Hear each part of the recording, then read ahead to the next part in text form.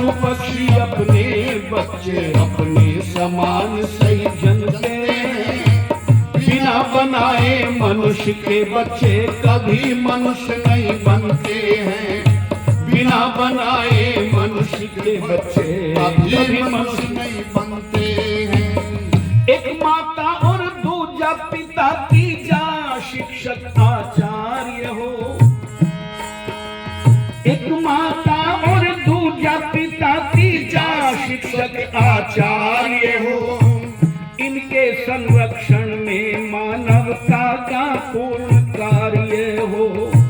इनके संरक्षण में मानवता का पूर्ण कार्य हो।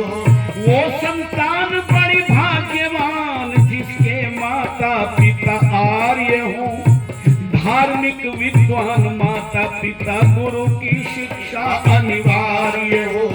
धार्मिक विद्वान माता पिता गुरु की शिक्षा अनिवार्य हो। जिसको ये तीनों मिल जाए सच समझो मनुष्य वही बनते हैं। बिना बनाए मनुष्य के बच्चे कभी मनुष्य नहीं बनते हैं। पशु पक्षी अपने बच्चे अपने समान सही जनते हैं। बिना बनाए मनुष्य के बच्चे कभी मनुष्य नहीं बनते हैं। 5 बरस तक तत्परता से माँ कर्तव्य निभाए जा। 5 बरस तक तत्परता से माँ कर्तव्य निभाए जा। अपनी उत्तम शिक्षा द्वारा बच्चे को पनपाए जा। अपनी उत्तम शिक्षा द्वारा बच्चे को पनपाए जा। जब तक पूरी शिक्षा ना हो सदुपदेश सुनाए जा। सुसंस्कारों से कर संस्कृत कुचेष्टा से बचाए जा।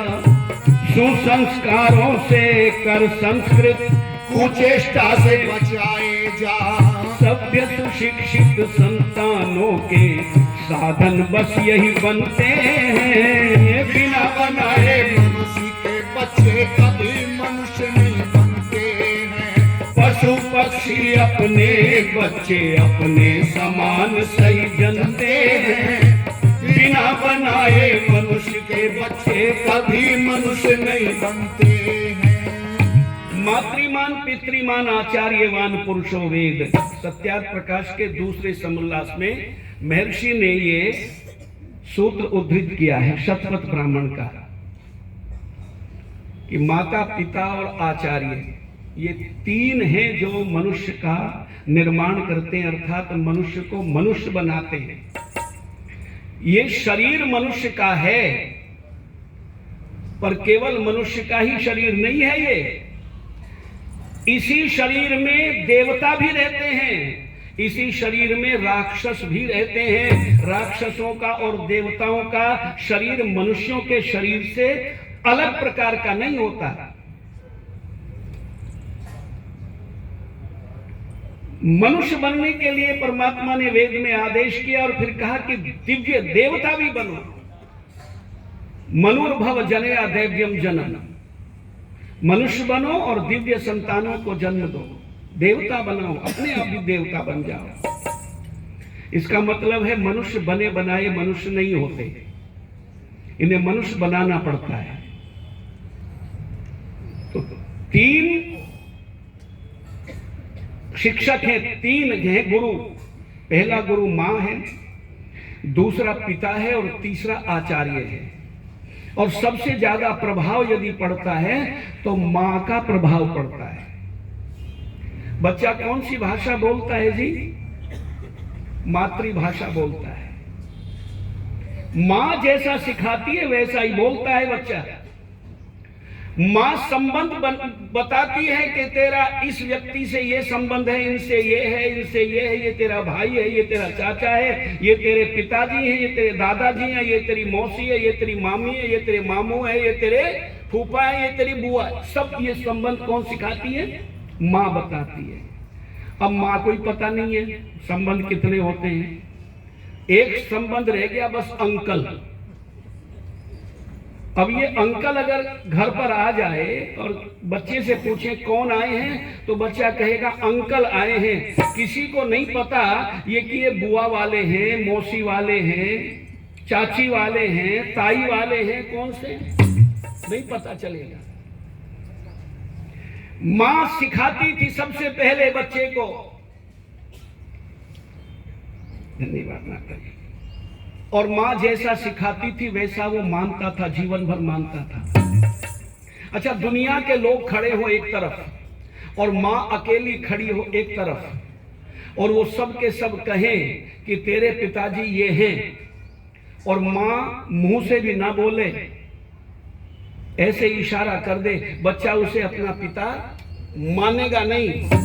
और मां जिसको बता देगी कि बेटे तेरे पिताजी ये हैं, उसी को मानेगा, क्योंकि मां को पता है कि पिताजी यही है। अच्छा, आज हम भी अज्ञान बालकों की तरह से फिर रहे कि नहीं दुनिया में? परमात्मा हमारा पिता है या नहीं? तो पिता का ठीक ठीक परिचय कौन देगा?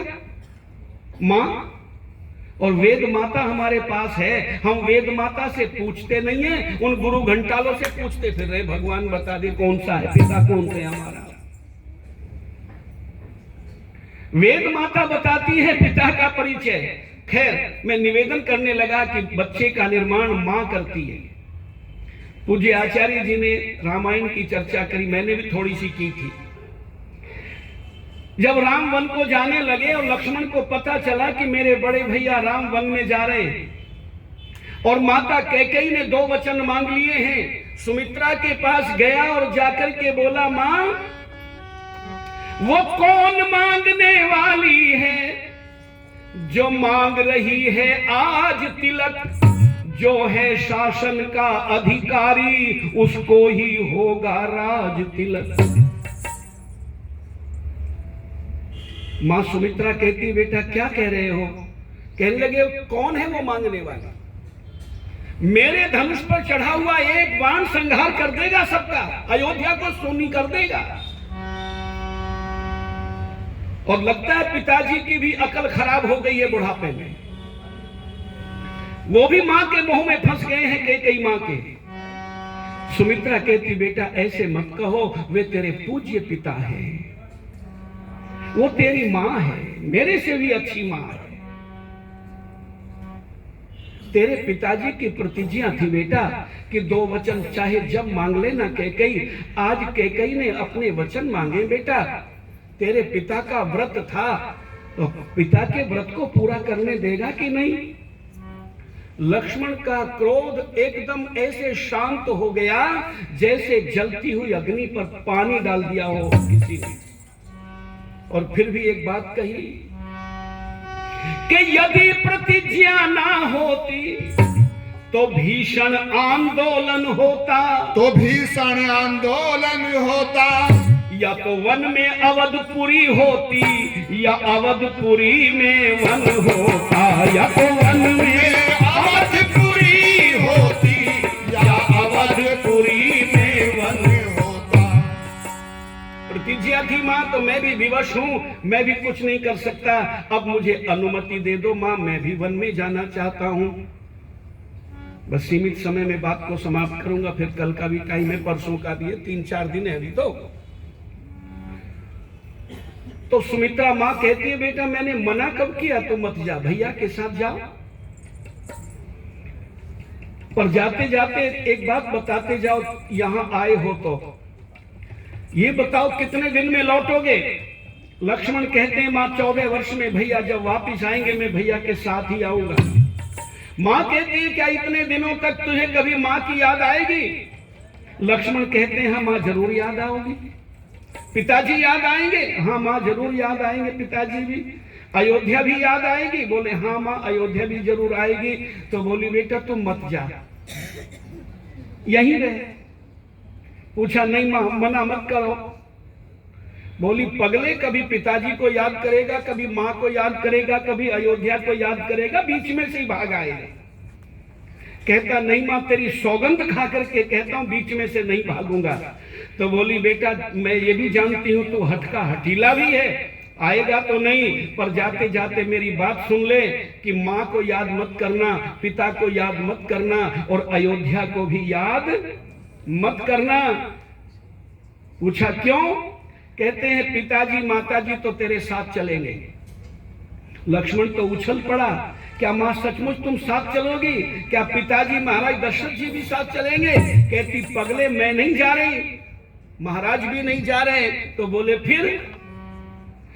तब मां सुमित्रा उसको एक उपदेश करती है जो जीवन भर उपदेश करती रही चरित्र का उसको, कि माम विद्धि जनकात्मजा रामम दशरथम विद्धि अयोध्या अटवीम विद्धि गच्छतात यथा सुखम।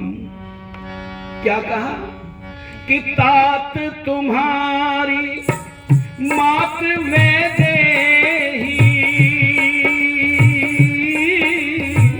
पिता राम सब भांति सनेही, अवध वही जहां राम निवासु, कहीं दिवस जहां भानु प्रकाशु। जब मेरी याद आए तो सीता में सुमित्रा के दर्शन करना, उसे अपनी मां समझना। जब पिताजी की याद आए तो राम को अपना पिता समझना। तेरी बड़ी भाभी तेरी मां है और तेरे बड़े भैया तेरे पिता हैं। और अयोध्या को इसलिए याद मत करना क्योंकि माता पिता के रूप में राम और सीता जहां पर रहेंगे वो वन ही तेरे लिए अयोध्या है। मां ऐसे सुंदर सुंदर उपदेश करके चरित्र का निर्माण करती थी। मातृमान ऐसे ही पुत्र कहलाते थे। धार्मिकी प्रशस्ता विदुषी माता यस्य स मातृमान। थोड़ी सी चर्चा हो पाई है, आगे का कार्यक्रम बहुत सुंदर सारगर्भित प्रवचन के रूप में सुनेंगे। आप सभी का बहुत बहुत धन्यवाद। ओम।